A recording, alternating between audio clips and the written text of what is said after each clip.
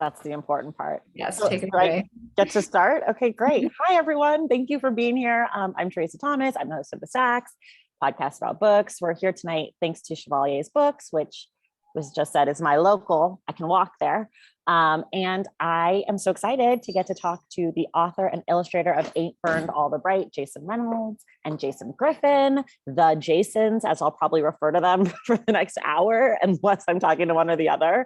I'll give you a quick rundown of their bios, but I'm not going to read their whole bios because I don't have to.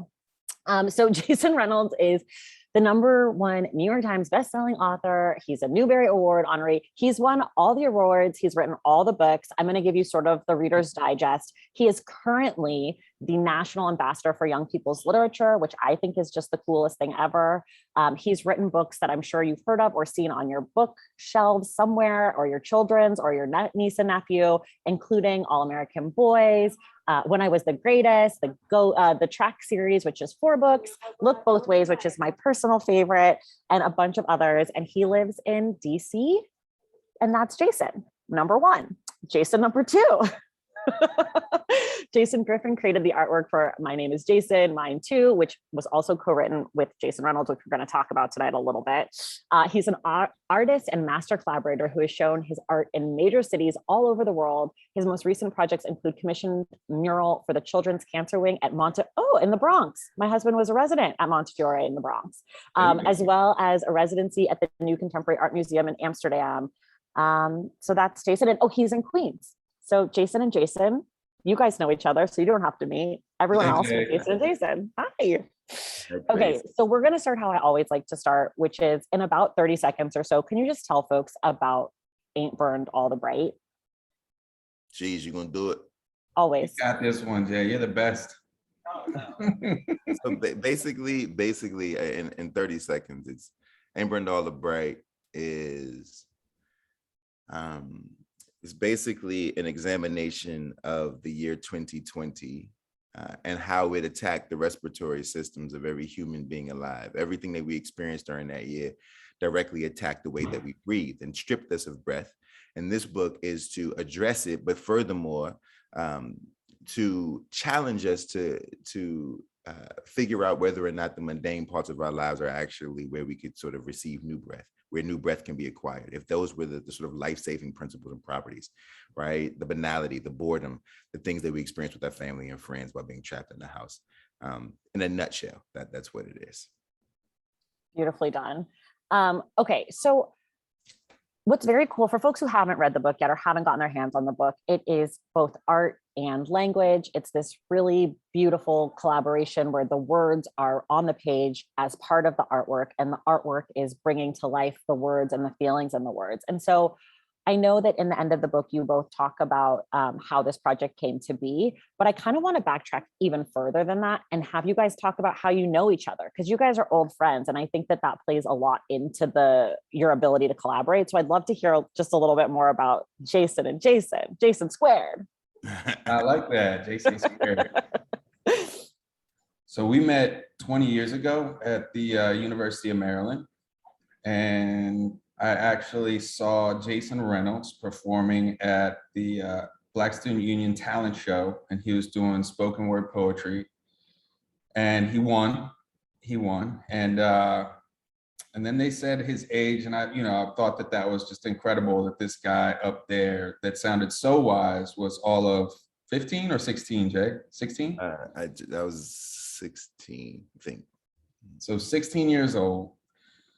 I saw him sitting at the dining hall, and he just had this cool vibe about him. You know, when you see people and you're just like, their vibe is strong, their aura is cool. I got to go introduce myself. He was wearing, I'll never forget, he was wearing a crocheted hat. And so he had like kind of Andre 3000 from Outkast vibes. And I went up to him, and within a few seconds of talking to him, I commented, I was like, I saw your performance, really cool. I like your hat. And he was like, yeah, I made it. And I was like, what? He was like, yeah, I crochet. And I was like, oh, we definitely have to talk. And we ended up talking for, an hour and a half, and it was like old souls connecting. It was, from the jump, we just had an instant connection. I was studying art, Reynolds English, and we would just talk about our crafts. I would go to all of his kind of spoken word performances. He'd come with me late nights to the art studio, and we got to talking one night about possibly collaborating together on a book where it would be about we would take central themes and we would both do our thing. It wouldn't be my art illustrating his poetry, nor would it be his poems about my paintings. We would take an idea and we would both kind of do our thing and then fuse them together. And this was an idea that we had 20 years ago. And we self-published our first book in 2005 together and had no idea of the publishing industry and how it worked. But we had chutzpah, we went for it. Maxed out credit cards, all that. And then thought, what better place to try to get a publishing deal than New York City? So we left Maryland and went to New York City in 2005, Jay? Yeah, I think Self was 2004. That's when we published, that's right. We self-published and then we went to New York City. You want to take it from there, Jay? We get to New York in 2005, and we have nothing. But over the course of 6 months, we end up landing a deal. But we did a deal. I mean, back then it was different, right? So everyone here, there are a lot of people who are probably on the call who have gotten agents, who are trying to get an agent, who are going through that whole thing. But back in the day, the internet wasn't what the internet is today. So we had to literally do it with the way that we thought we were supposed to do it, which means that we had no idea what we were doing, but we knew how rappers did it. We knew how musicians did it with demo tapes. So we used our self-published book as sort of our demo tape, and we ran around the publishing companies. Oh, there he has it. That's the book that we published ourselves. Yeah, we were. That's 19. The thing I want to see. Real quick, look at that. Look at that. Oh my God. Crazy.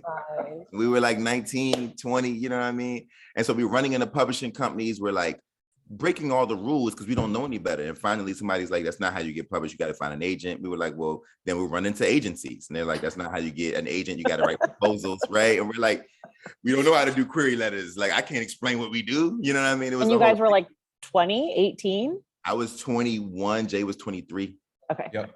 And then a friend of ours gave it to his agent. He was on television at the time, Ernest, and he gave it to his agent, and that agent is who was like, hey, I don't know what this is, but like, I want to have a meeting with these guys just because we invested so much money. So she was like, look, I don't know what you guys are doing. I don't even know if I understand what you guys made, but no publisher is going to invest as much money as you all invested in yourselves to make a book. So I at least want to like see who has the nuts to do this. And we took that meeting, and then 6 months after that, we were signing our deal with HarperCollins to start our first book. And that is My Name is Jason, mine too. Our second book, rather. Yeah, My Name is Jason. Got you with the visuals. Yes, yeah. I love this because I am not in my home. I don't have any accoutrement today. I just have me and a ring light that I packed. Okay. This is, first of all, Jason, did you go to college super young? Jason Reynolds? Yeah. Were you like one of those weird, like little smart kids who was like skipped 3 grades and you were like 12 in college and had no friends? Wild? You know what's wild? What's wild is that I skipped a grade when I was in the 2nd grade and struggled the rest of my way through school. So it wasn't even like I was that nerd. Like I wasn't that, you know what I mean? That wasn't really me. I actually struggled in school, but I just happened to be young with a late birthday. So it was 2 years behind. Yeah. I see. Okay. So you were just very young and not good at school. It was a fluke. I got it. It was one teacher liked you and you cruised your way through. Okay. I got it. Okay. So this is a really big question. So you guys have known each other for 20 years. You've put together now 3 books. What's it like working with someone for over such a long period of time? And like, what do you miss about when you were young collaborating? And what are the things now that you're like, I wish we had this then? We could have done something different then if we had these things. I know what I miss. Okay. What do you miss, Jay? What do you miss? I want to know. I'm so excited. Because when we first started this, we were the quintessential bohemian kids, right? Like, we had the cool dorm room that was a little bit eccentric and different than everybody else's. We had the cool apartment in Brooklyn that was very much like an artist's haven. And I think what I missed, not only just the community of all of that, but also the fact that we didn't know what we were doing. And there's something about the ignorance in it all that now I just know too much about how the industry works and how this works and how this works and how to, you know what I mean? And I miss sort of that, like the reckless abandon of making art with absolutely nothing in front of us but possibility, right? There was no, the machine wasn't there. It was like, we just doing our thing because we really just doing our thing. Right. And even though we still, that's still in us and we still technically do it that way, it's a switch I have to turn on now. Where I have to kind of divorce myself from the business of literature. But at 21, when we were just in the kitchen of our apartment, cooking up, right, just getting busy, we didn't know nothing. So we were just making the most radical things that we could think of that we loved. And I miss that. I miss that big time. Yeah, that was, I mean, those were definitely interesting times. We were living off Cheerios. Yeah, we were. I don't miss that part of it. You know what I mean? Regular Cheerios or Honey Nut Cheerios? We or put like, honey on Cheerios them. were too expensive. yeah. You put honey on them joints. Yeah. Really? Is that a thing? Yeah. You buy regular Cheerios and just put honey on them. Have Okay. you not tried that? No. Oh, you should try it. You should try it. Then you'll thank us. Delicious. Okay, I'll try it. As I mentioned, I only like things that taste delicious, and a Cheerio is not one of those things to me. Put honey on them. And I'm then gonna it's gonna be try. good. Sugar, I'm invested. Sorry, go ahead, Jason. I interrupted you. No, it was, I'm with Jay. It was kind of like, that hunger, like literally we were starving. And we were in the same place too. I think that was crucial in early collaborations. And I think that's, not to jump to, the next thing, but I think it's interesting how Reynolds and I we've written many books together. And we have 3 completed projects. And we left Bed-Stuy in 2009, 2010. And so we haven't lived together since. And I think that, so to answer your question, I miss those times when we're in the same place and we'd be up till like 2 a.m. just working, just grinding. Like we had a very kind of, I don't know, it was a very kind of what your idea of an artist, place, an artist poets. It was just a very kind of romantic. There was paint everywhere. There was canvases all over the place. Like Crazy. you couldn't get from the living room to the kitchen without stepping over piles of drawings and stuff like that. We were people who are playing living music. our craft. Yeah. We had people in and out all the time. So I would say, like, being in the same place when you're collaborating is important. Yeah. And I think that's kind of what's interesting about the book Ain't Burned All the Bright is that though we weren't in the same physical space, it was the first time maybe in a decade that we were both in the same mental space. Yeah. And that's why it worked. Yeah. I feel like COVID did that for so many people. It's like brought so many people together in a way, not necessarily, obviously not physically, right? Especially in the beginning, especially in 2020, but that it brought people sort of a common experience to think and feel and live around that. Yeah. I think like I've never experienced anything like that between so many different people in my life, right? Like maybe you sync up with someone here and there, but March 2020 was like, wow, here we all are. We're all going through the same thing. The whole world was going through the same thing. Yeah, just it's so wild to think about. That brings me to my next question. So, All right, Mike. Sorry that I was so prepared for this. Thank you for queuing me up. I think that, so as you mentioned, Jason, like the book talks about all the things that sort of attack the respiratory system in 2020, COVID obviously being a huge one. And then I think there was a reckoning, if you will, or maybe a conversation or an interrogation or whatever you want to say around race and racism that started on a large, not started, but that started on a large scale in May of 2020. And I think that race played such a huge part in the ways that people understood 2020 in America, and not just that like white people discovered racism, but also I think a lot of Black people and brown people and people of color discovered something about white people's understanding of race that maybe we knew but didn't want to know, or that there was a lot of different angles going on when it comes to race. And I'm wondering like how you two approach those kinds of conversations around race, being that you're an interracial partnership and you're talking about this year of physical and racial reckoning. So I'm curious how that played into this for you guys. This is a good question that nobody else has the cojones to ask us. Yes. I appreciate that. Way to go. I appreciate that. Always my goal. I'll speak on the way it was for me. I think the one thing I value about our friendship and our relationship over the years is our ability to be honest, our ability to create space for discourse and to wrestle with things together, right? And I think that if you love a person and you mean it, then you can tell them the truth. And like my father used to say, you got to get some on you sometimes. If you love a person, you got to get some on you, right? And it doesn't mean that those conversations are always easy, but it does mean, at least for the two of us, that those conversations were incredibly healthy. And were happening before George Floyd. Fortunately for us, we have been talking about this. We've been going through all of these things. I'm grateful for a friend in Jason who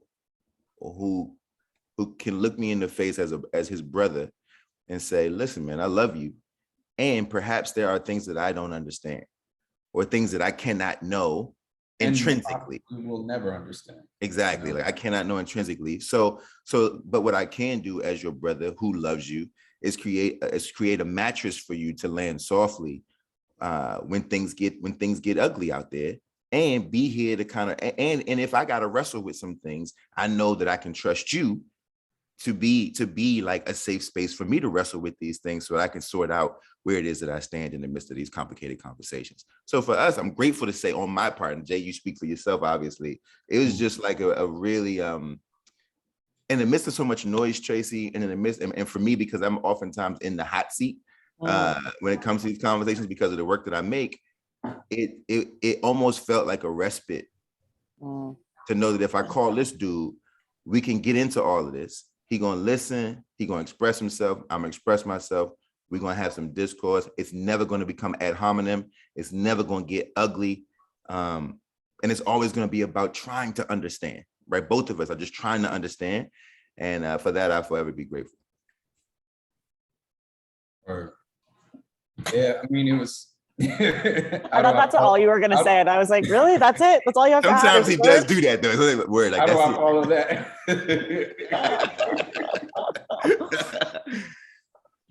Yeah, it was what Reynolds is talking about, just kind of what we have, is trust. I trust this man and I trust his experience. And as a white guy,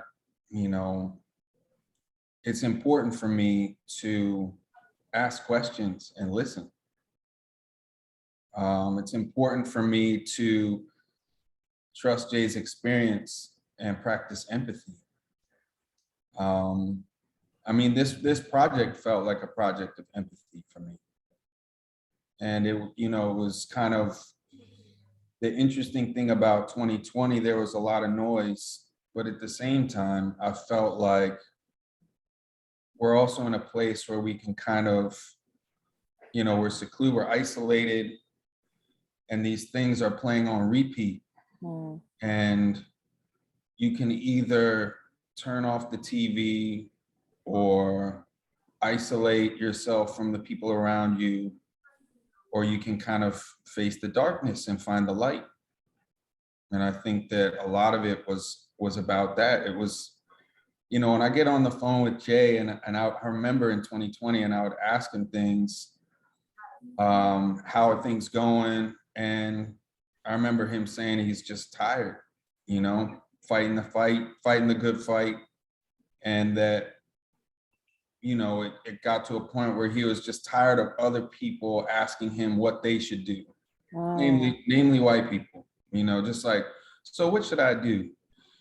And things like that, I'm so grateful for, to have these conversations where my best friend can be honest with me. And, I'd like to think that I'm good at just listening, and telling myself, the same way when I talk to my wife about what it is to be a woman, I have to take her word for that. And I'm okay with that. I have to trust her experience and think about that. And it was the same with Jay. I just wanted to know, like, so I have where I'm coming from, but I want to know where you're coming from. And that was important. It's I don't mean to oversimplify, because it's very complicated and complex. But at the very core of it, I feel like listening and asking questions was key.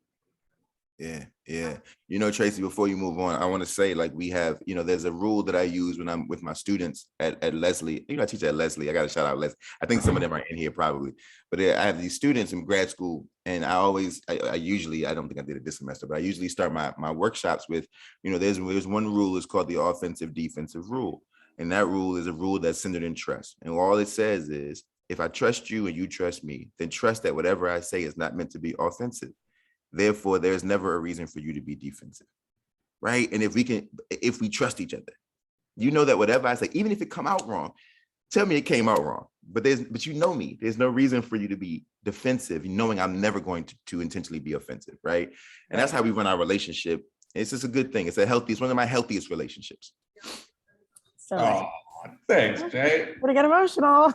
You too, Jay. No emotions, Traci. Keep it together, champ. No, I don't have emotions today. I'm ironclad right now. When Jason was on the Stacks earlier this month, I was having a very bad day. And so I was very emotional on the podcast. Jason, I got a lot of messages like, I hope you're okay with whatever you're going through. The crazy thing is, like so embarrassing to me, because that's like not my personality. I'm not into that. But anyways, I'm fine. Dope. It made for a super dope podcast. And also it was wild because you were having a bad day and then you're like, hey, Jay, I want to talk about death. Yeah. Oh, okay. Well, as you know, that's my bread and butter. Death, misery. That's what I like to get in there. No, I just almost killed my children that day, but they're fine. We're fine. Everyone's great. But wait, so there's a second part to my question about race, which is, so you guys have that foundation, but how did you approach it for the actual work? Or did it actually come up in working on the book? Or was it just something that's there that you guys have been cultivating for 20 years? Yeah, I think it just lives in our space. Yeah, okay. I mean, Jay and I, and our whole style, our whole practice, like, this old hat for us, we know each other very, very, very, very well. And we kind of just do our thing, and that just is a part of what lives in our sort of space. You know what I mean? Okay, that's fair. This is a Jason Griffin question only, because I already tried to ask Jason Reynolds and he knew nothing, was useless. So Jason, this is super important to me. I need to get to the root of this. What's up with you and hands? You love hands. You love to draw hands. What is the hands thing? There's so many hands in the book. I was obsessed with them. I love them. When I read the book, I was very emotional. And I think and that was true. I was crying reading the book like a big baby. But the hands thing, and that could have just been a me thing, but for whatever reason, I just want you to tell me that there's something really profound about hands that I was picking up on. But like, what is it? What's up? Talk about them.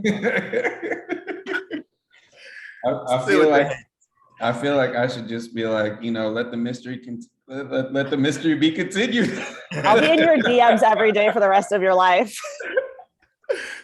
Yeah, I told her, I said, hey, look, Jay, I said, I got a piece of my house with hands. My mama got a piece of it. It was a hand in her house that he did. It was a lot of hands, bro. Just nothing. I'll tell you this, that when I'm creating art, I like to work with imagery that it kind of, touches the heart, but it also kind of has some ambiguity to it. And I feel like, when you see hands, when you see gestures, they could be perceived different ways. And if it's speaking to you, then like, I don't know how important it is that I tell you what they mean, or, you know, oftentimes I will say this, when I'm creating something, and when I was creating stuff for the book, there was a lot of kind of stumbling into the right spread for the right sentences or the right words. So Reynolds gave me a breath at a time, and I would take those breaths, and he gave me this excellent prompt that was an artist's dream. And I attribute it to the 20 years of collaboration and his understanding of how our process works.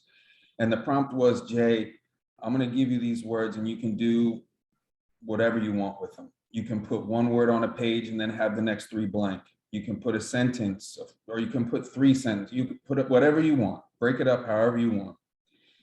And so that's what I did. I would take them into my studio. I have, you know, a whole wall that I just put up different pieces from the book. And what I would do is I would take different images and I would hold them up to different phrases or words. And if it felt right, like if it moved me, if it felt, if some emotion, if the right emotion came up, Yeah. like that's the one, that's the one. Oh. So I'm with you, like, even my own interpretation of my art is ever changing. Sure. You know, if it's too illustrative, if it's too didactic, then it loses that kind of mystery. Mhm. And I think it's important to preserve the mystery. It's important to create art that can speak to you one way today, and then 20 years from now, you look at it again and you're like, I've never seen that before. I never would have thought of it.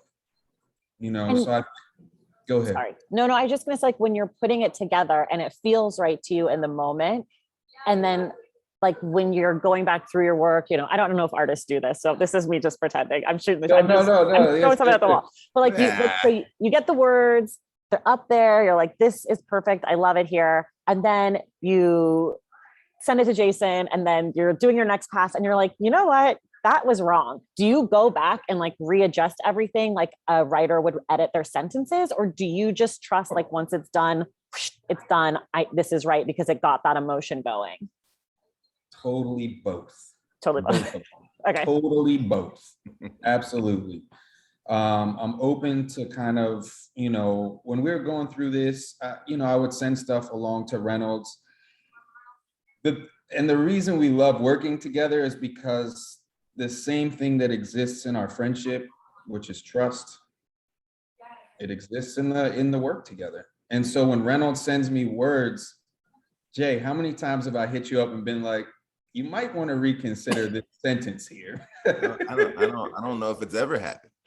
And the same with, I'll be honest with Jay. I'll be like, hey, I'm struggling a little bit here, and we may do some back and forth, and I'll kind of probe him for what he was thinking or what he sees. But I don't know if Jay has ever gotten back to me and been like, yo, you need to change this image. That's that trust that we have. Right.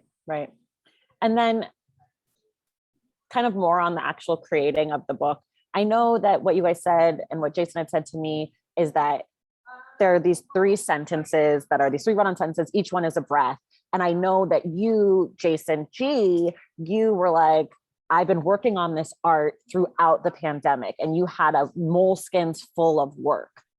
How much of the stuff was new for you to create from what Jason sent over with the words, and how much of it was already in the moleskins that you were just finding a fit?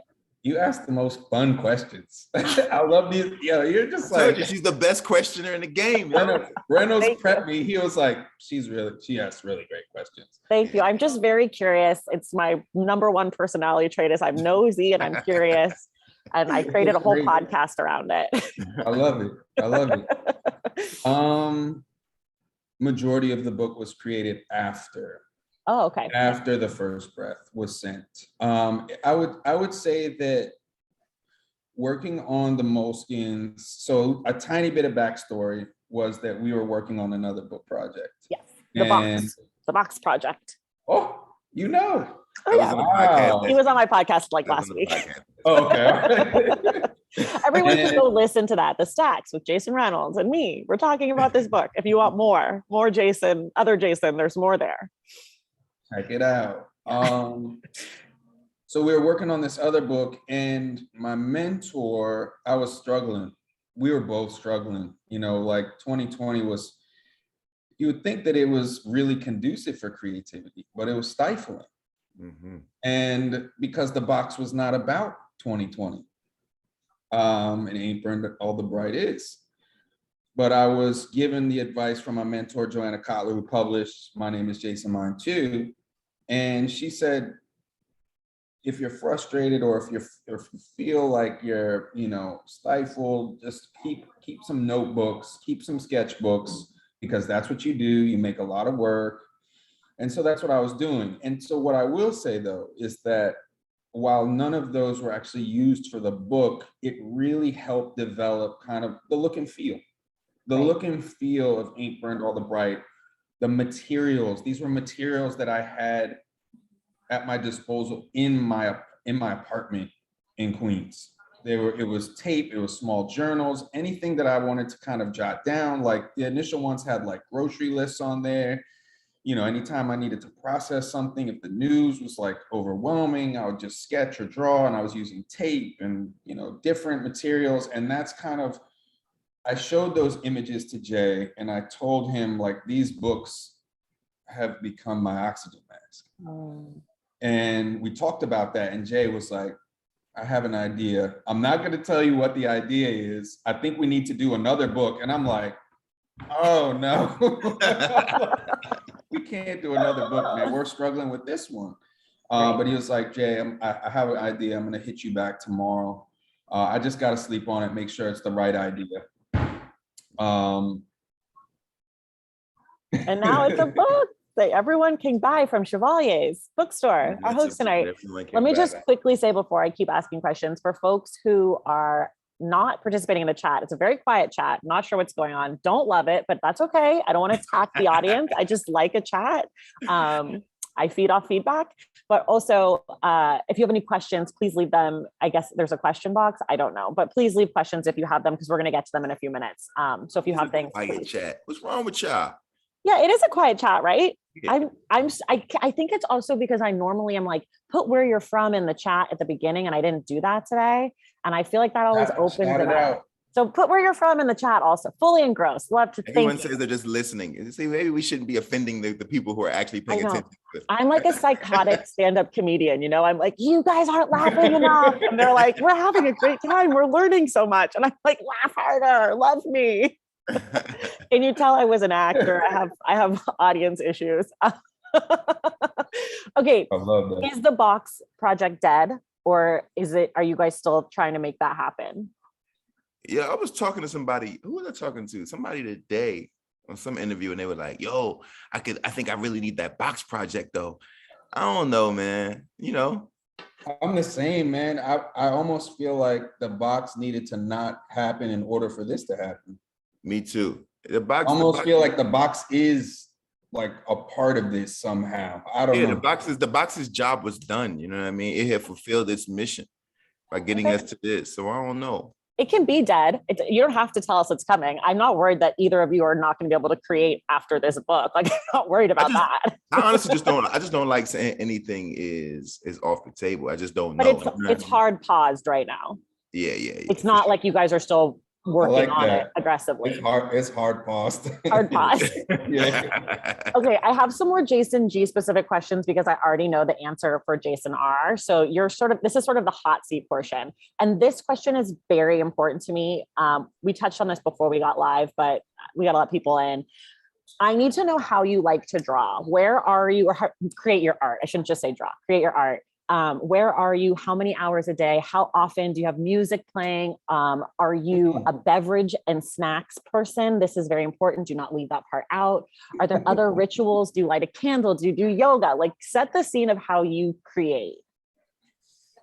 Well, this is an awesome question. Another good one. Thank you. So this is a classic. Art has always been a way for me to process the world around me. So for instance, right before the pandemic, I was, full-time work. I was at a gallery, packaging up other artists' work, putting up shows.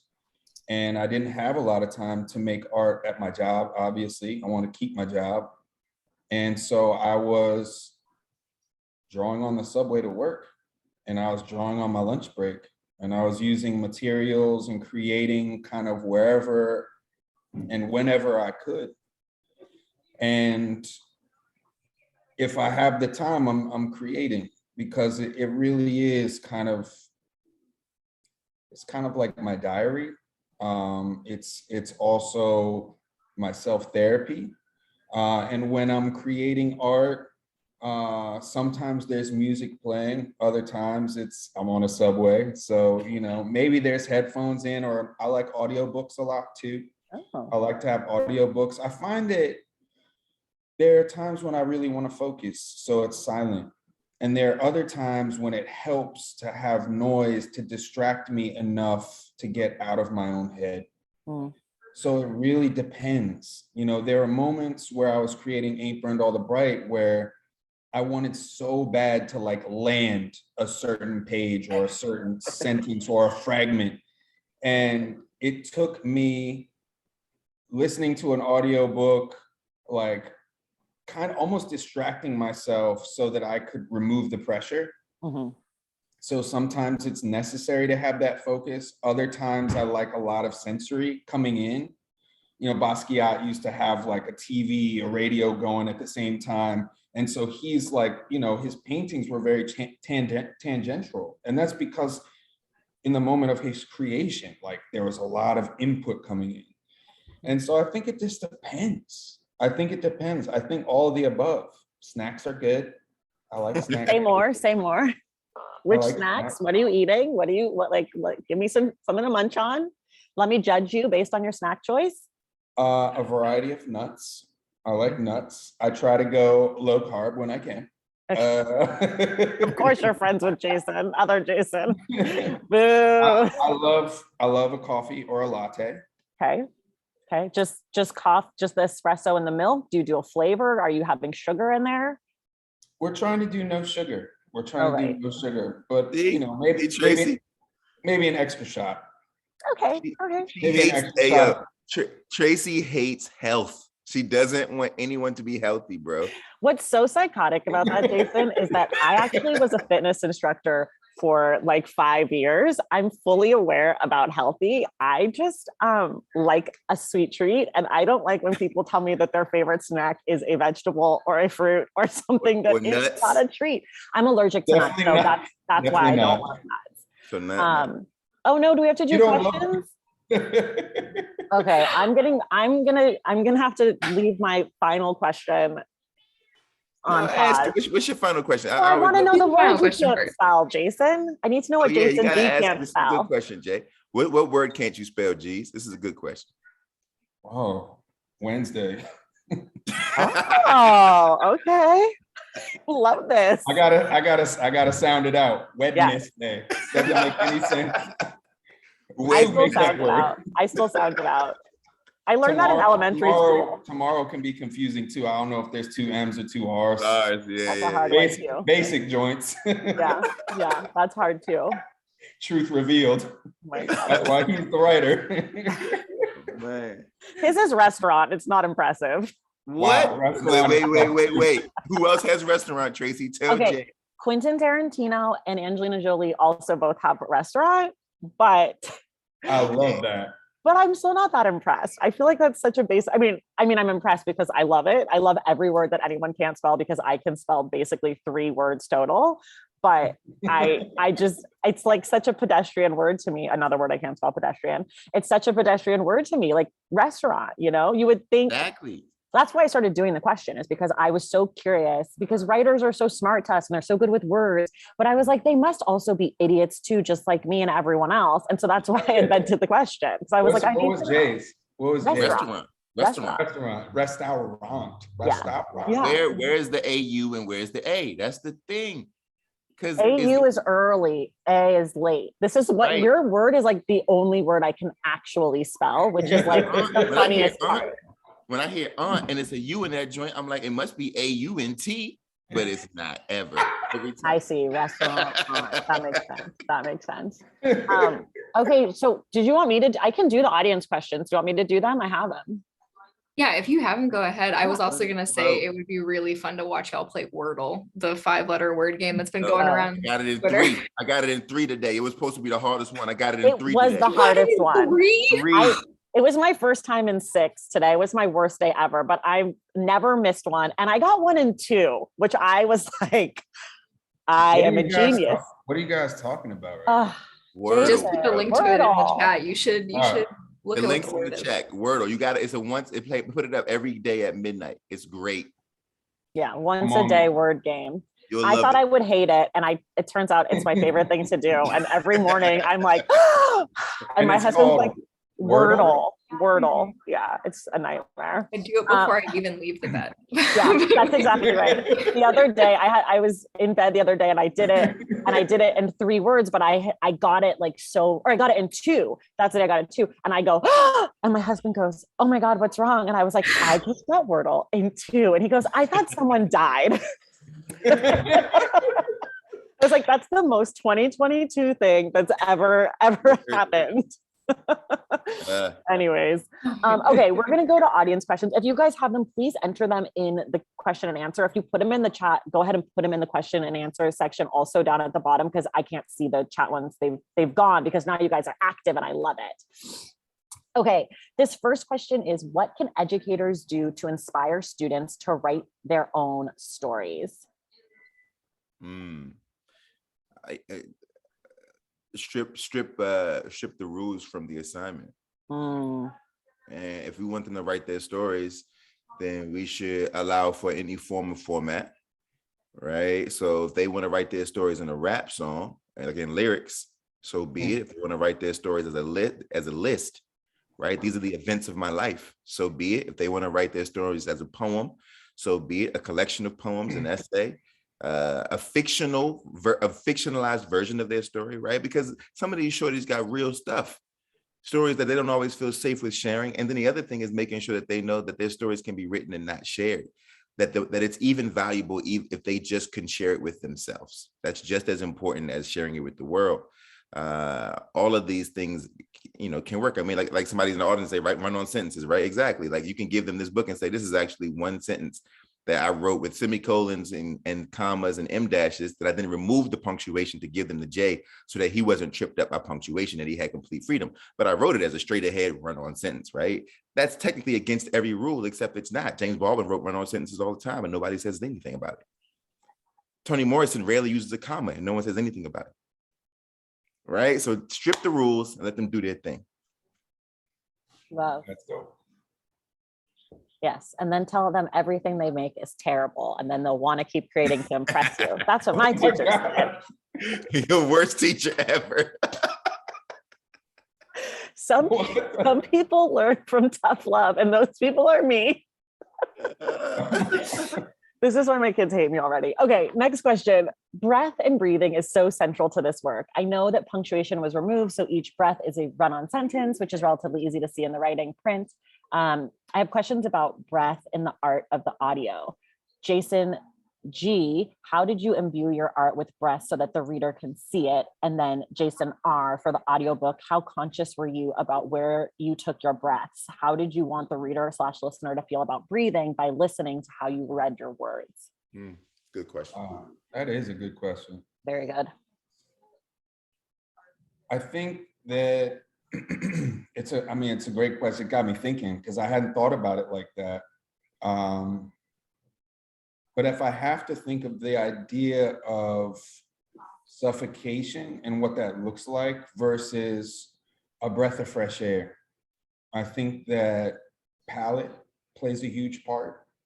I think that how much you're able to see within a certain space. So if there's smoke everywhere and you're only able to see a little bit of something, that kind of conveys suffocation. I was restrained in the first 2 breaths. my palette was very limited, and that was on purpose. Especially the second breath, it was like black, white, and red. And then by the last breath, you start to kind of have colors that are brought in, and it's almost like, how can I just, it's like going from constricted to kind of open in terms of how the feeling of the art was to me. That's dope. And I think for me, it's tricky with the audiobook, right? I think if I were to do this as a play, it would be different, because I think that the first breath would be a little more strained. I think the second breath might be a bit more labored, right? A bit more slow. And I think the third breath would be sort of one that sort of, my reading of it would have been one that kind of comes to a sort of crescendo, or maybe it's sort of crescendos and then decrescendos, right? Kind of goes up and down like a full arc. The reason that the audiobook isn't that way, though, is because audiobooks, you have to be careful, because you're really reading your book to articulate the story for the reading experience. And you can't do too much, because if I read a book and suddenly my voice is strained, or I'm getting caught up in the words, then suddenly it runs the risk of deterring somebody who struggles with reading. Let's say you're like a 7-year-old or a 12-year-old, right? Or you know what I mean? And it could kind of deter the reading experience a bit. And in audiobooks, you really, for me at least, I really don't take that risk. It's like, let me just make sure it's clean and crisp and that it has rhythm. So for me, when it comes to the audiobook, I just want to make sure that the language has rhythm, so that the person who's reading it feels catalyzed, and that the language feels catalyzed, and you can just continue to listen and listen and listen without ever being shaken or sort of sparked out of the story, right? I don't want anything to happen to kind of jet you out of the story. But I think as a play, as a theatrical piece, there's lots to do with breath that I or some actor could really show in each individual sort of section. It's a good question. I have to ask a follow-up question. Sorry. Yeah. Would either of you guys ever consider creating a play together? Yeah, I or would. Do you have any interest in doing theater at all? I never thought about that, Jason, but now that you're saying this, I'm like, oh, Jason could write a play. I never thought about it either. Geez, you. Hey man, if you are down, I'll be down. Fantastic. Great. So I will just call the, Broadway. I'll just bring up 311 and say, Broadway, we have a show. Okay. Next question. This sort of tacks on to the previous question for you, Jason G. The artist in me noticed a domination of the colors of red, blue, and black, and gradations in between of black and white in the illustrations. Was there a certain reason for that, or did those colors represent certain emotions or thoughts to you as an artist? Yeah, total. I mean, nailed it. The colors to me represented certain emotions. Absolutely. But you can't tell us, because that's like the hand. Yeah, I like. Sorry for that questioner. Not getting anything out of this vault. Sorry. Hey, for all of y'all who've ever read Long Way Down, I don't want to hear nothing no more about being mad about the end, because he's giving y'all the same joints. He's like, yeah, it means something. But next question, It's the right answer, to be honest. It's the right answer. Sometimes when I ask those kind of questions and someone actually answers, I'm like offended and like disgusted. I'm like, wait, it's that finite? Like, I once read a book and I found out it was like, who does the person choose at the end? And then I found an author talk, and the author said who the person chose in the end. And I was like, I'll never read anything you write again. Everything. You ruined it. It's over. Ruined it. Yeah, you complete. And also, she got it wrong. The person she picked was the person I picked. Like, what? Exactly. I'll never forgive her. Anyways, okay. Does the process? Oh, so someone wants to know if the process ever happens in reverse, where the artwork comes first and then the written story part, where Jason R is inspired by the artwork. Not for this book. Not for this one, but for previous books all the time. Yeah. All the time. Yeah, but not for this one. That's probably the one thing that made it a little bit different, this particular process. But before that, definitely. Jason R, is there pressure for you to generate something that it will spark something in Jason G? Did you feel that kind of pressure at all, or because it's different than normal, or no? No. Jason has No, that never concerns me because he has he's one of those people who has many arrows in his quiver. You know what I mean? So I'm never concerned. I'm like, yo, he's the dude, and if you're an athlete, right, it's like throw the ball to him. Just throw the ball up, right? And he'll catch the ball. Like just throw the ball up. And I think so for me, I never feel that kind of pressure, thankfully. Got it. Okay, this is a very Traci styled question. I appreciate it, Rachel. Since both of you create art, what are your favorite mediums? Jason Reynolds, we know that you draw, and now we know that you crochet. I'm very curious to hear what else you do. I don't draw. Oh. I don't. Someone said Reynolds, we know you draw, but I think maybe they meant Griffin. Griffin. Yeah, I wish I drew. I grew up crocheting, so I know how to. I haven't done it in a long time, but I do know how to do that. I can cook, all sorts of things. You know what I mean? I love design. I mean, I lived with Jason for a long time. And when you live with an artist, you know, you learn things about color theory. You learn things about space and composition. You learn all sorts of things. And so like my house is a sort of manifestation of my creative acumen, right? The way that I choose to sort of live and build my space, right? The aesthetic life is a part of my artistic and creative gravitas. And so I think there's that. I love anything that is beautiful, I'm rocking with it, or interesting, or has a story. I can find the art in it. And I think that is an art in and of itself. Let's see. Outside of drawing, painting, and, you know, I like to mix it up with different materials. It kind of keeps me on my toes. But if I want to be creative and I want to take a break from making art, I dabble in making music. Yeah. Oh. What kind of music? It varies. It varies, but it has to be kind of. I just use program on my computer. I have a keyboard in the studio, and I just kind of like play around with different sounds. Cool. I turned 40 November 30th of last year, and for my birthday, thank you. For my birthday present, my wife got me studio time with this guy. We actually made some music together. Oh, yeah. Cool. Which we used to do all the time. Yeah, that was another thing that we did. We have tons of music together over the years, and so it was cool to do that. I love that. You're 2 days older than my brother, Jason G. Oh, he just turned 40 on December 2nd. December 2nd? Okay. December 2nd. I'm the 6th. Shout out to the Sag. I know. Sagittarius in the house. Very cool. I love a Sag, obviously, my brother, my dear friend, my dearest friend, my brother. Though he lets me know that I'm not his best friend. Isn't that charming? Because he's a Sag. He has to tell you to your face. I was like, my brother goes, am I your best friend? I go, you are my best friend. He goes, oh, well, you're not my best friend, but I love you very much. It's like, cool. Keeping it real. Remember this forever. That we do, you know what I mean? Yeah, it's very real. Okay, this is the last question from the audience, and then I'm going to fill the last few minutes if you guys give me with a few more questions that I have rapid fire. I'm a school librarian and always read aloud to my kiddos, or we engage in plural reading. However, after listening to the audiobook, that is how I truly want to share with my students.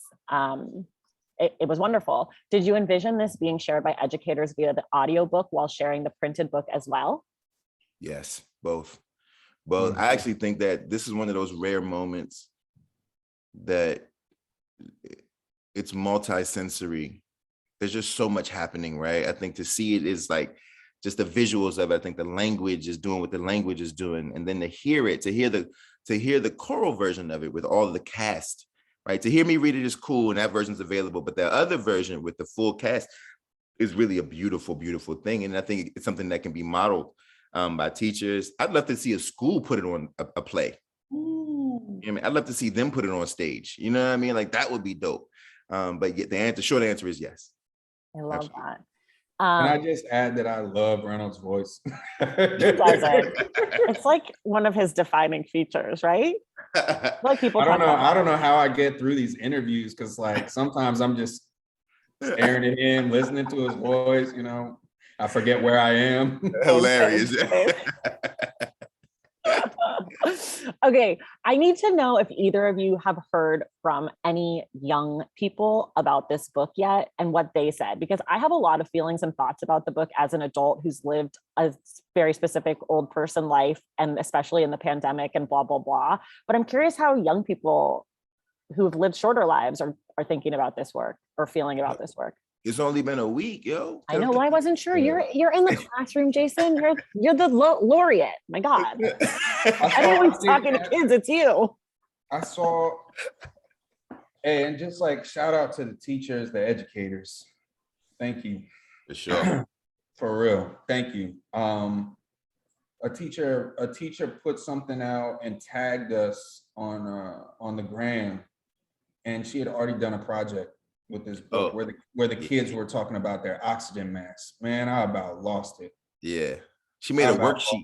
She made a worksheet that they filled out like what their oxygen masks were. Wow. Yeah, it was dope. That's great.